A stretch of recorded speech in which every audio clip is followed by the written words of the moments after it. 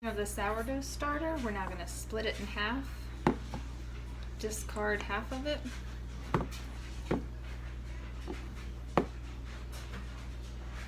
To make something with.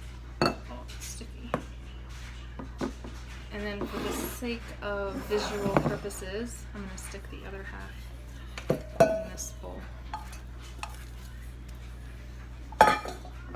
To that we add half a cup of warm water and 1 cup of all-purpose flour. Use the dough hook to stir.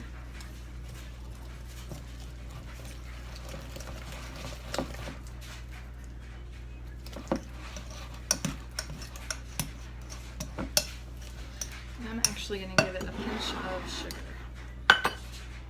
Just a pinch. To help feed it and get it processing.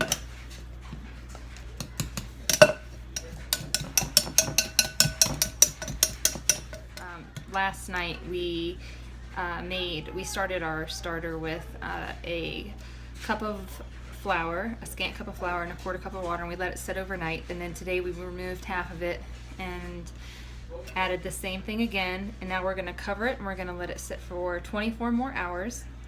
And we'll see how it's doing tomorrow. I'm now going to add what's in this bowl into a larger mason jar.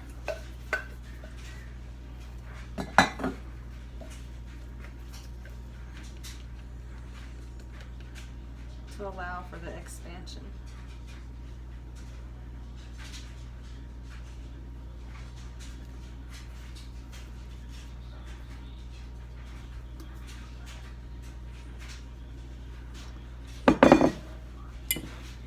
Clean this edge up.